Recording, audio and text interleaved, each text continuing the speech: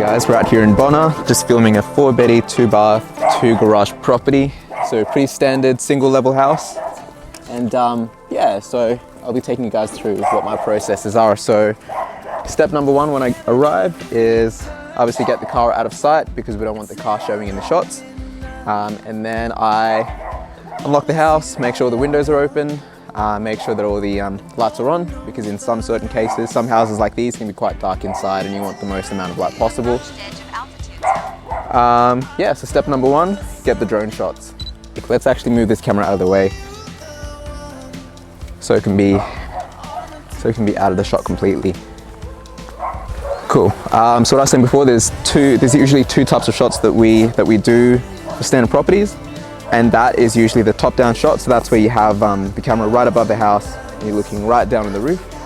We sort of slowly go up and then we slowly go back down. And so that will give prospective buyers or renters an idea of, I guess, the size of the block. And we've got cockatoos. All right, so I'm just gonna quickly do that shot.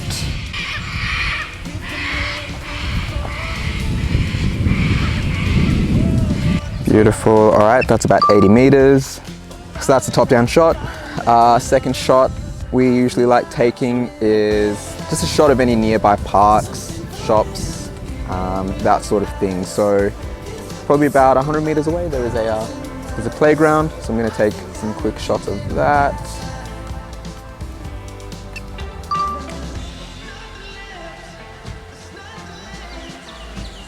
Beautiful. Let's head on inside and I'll walk you through the next part.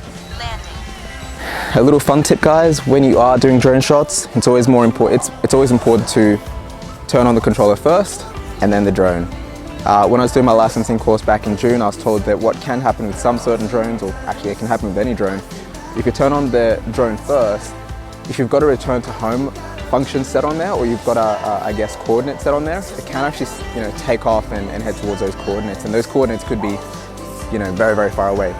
So always turn the control on first and then the drone. That will mitigate any sort of issues that could arise if you do turn on these things first. If you're wondering what this is the Mavic 3 Pro. So it's the version with the 3 lenses.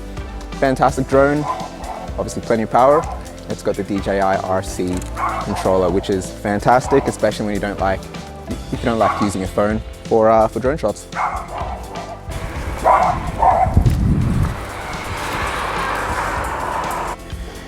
Okay, cool. So we're inside the house now. Hopefully it's not too echoey in here, but we'll see how we go.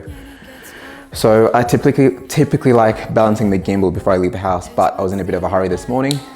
So I'm going to quickly do that now. So if you haven't ever balanced a gimbal before, it's pretty straightforward once you sort of do it a few times, but it can be a bit challenging when you first sort of learn how to do it. And first, what you do is you balance the tilt, which is that mechanism there. So it's the mechanism that sort of tilts the camera up and down. So I like balancing that first. And so the idea here is you're meant to try and get the camera holding that angle or position by itself. You know what, to make things easier, we're just going to lock the roll axes. There we go. Cool, that's pretty good. All right, and then the roll. Cool, that's pretty good as well. And then I usually don't touch the yaw, which is the bottom axes there. All right, so we want to turn on the gimbal. If you've got a Ronin, you should have an auto-tune function. I try and make a habit of always auto-tuning before I do any shoot, just because that sort of calibrates all the motors, the strength of those motors, and sort of prepares the gimbal for this sort of setup. So really important if you change lenses while shooting, because for example, if you're shooting with an 85mm 1.4, that's a much heavier lens than my 20mm 1.8 here.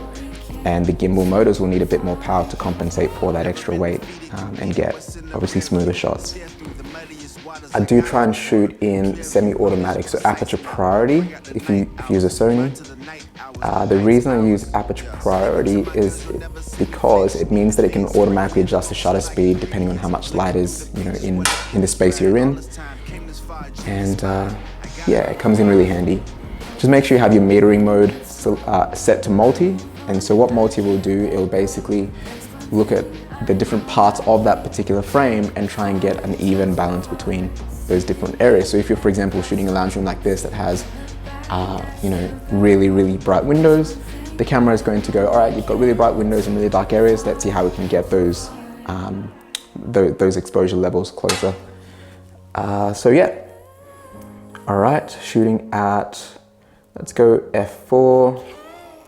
Typically this isn't usually super important, but I do like having a few more things in detail. And the cool thing with this particular lens here is it's got a really close focusing distance. So if I, for example, wanted to get detail shots, it might be a wide lens, but it actually does a really good job with those detail shots, and you know, it can stop down to 1.8, which is really nice. So it gives you that bit of separation that you get from, you know, from shooting wide.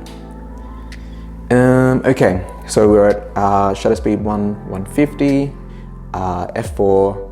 I've kept the ISO at 100, and that shutter speed will just go up and down depending on how much light there is in a particular room.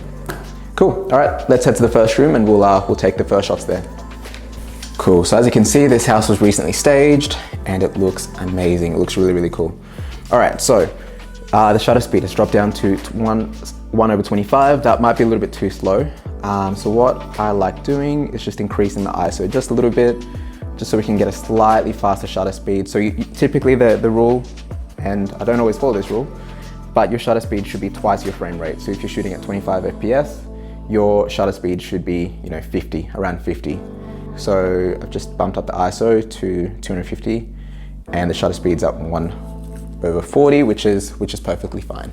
So the first shot I'm gonna take is a pan and tilt. So we're gonna have something in the middle of the frame, hit record, and then we're slowly going to move to the right as we're panning to the left with the gimbal. I know that sounds confusing, but the shots that you'll get are next level. Let's do that one more time, just in case if that shot wasn't great. Just make sure you keep a pretty consistent pace all across the shot, because you don't want to start off slow and then speed up, because that might not always work to your advantage. I'm sure this has multiple names, but it's where you have something in the middle or a focus point, and then you just slowly move towards it. So those two particular moves are pretty standard, but they're what we do most of. All right, we've got some artwork here.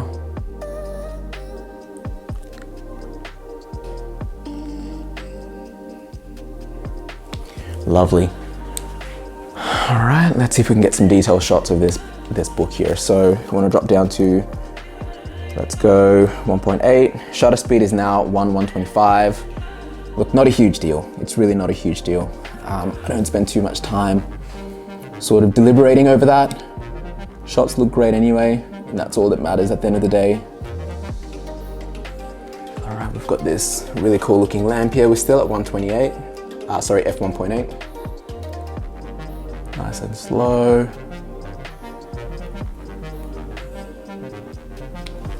Lovely. All right, let's move to the lounge. We will end up outside in a moment to take shots of the front, but we'll finish with the inside first so we can lock up and then make our way out.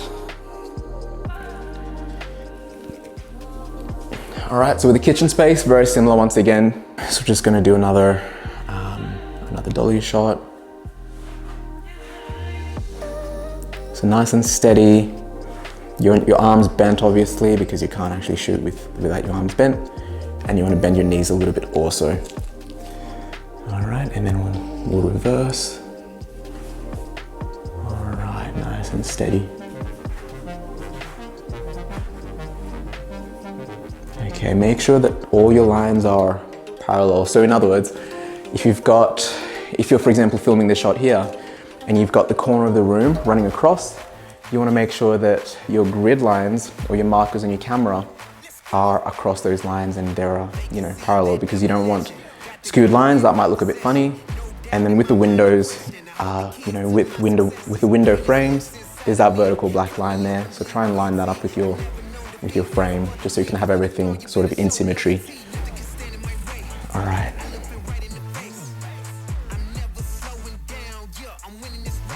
Nice and steady. Cool. Cool, so we've got a cookbook here. Take some shots of that.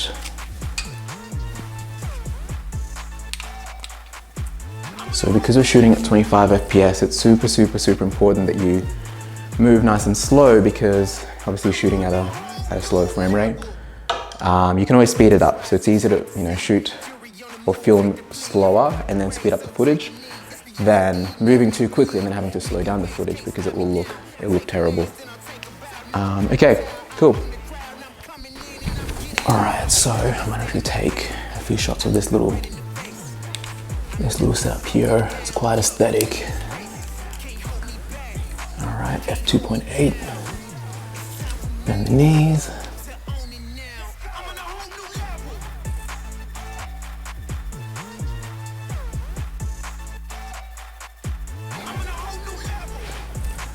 All right, detail shots.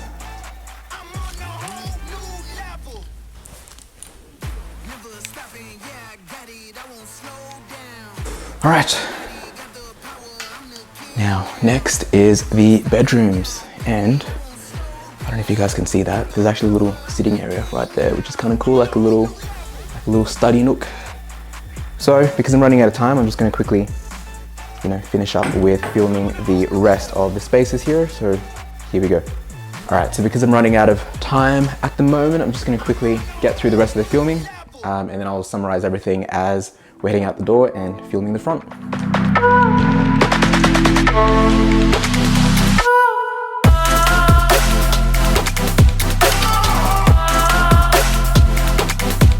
Okay, cool. So this is the backyard, quite nice, super low maintenance. And of course, there's the dog barking, conveniently. All right, so with the backyard, let's just do a pan and tilt here, even if we have some underexposed areas. I'm sure I can fix that in Final Cut.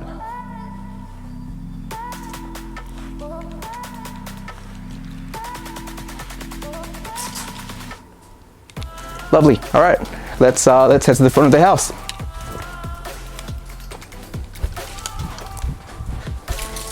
And always make sure that you lock up.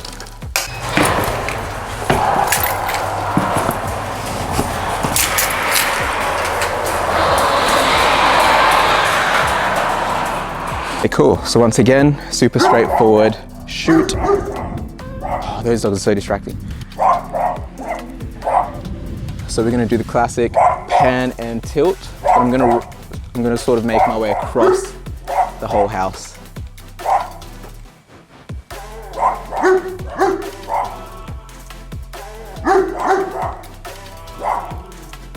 Awesome, okay. What else? Cool, there is a number 8 here, which is kind of nice.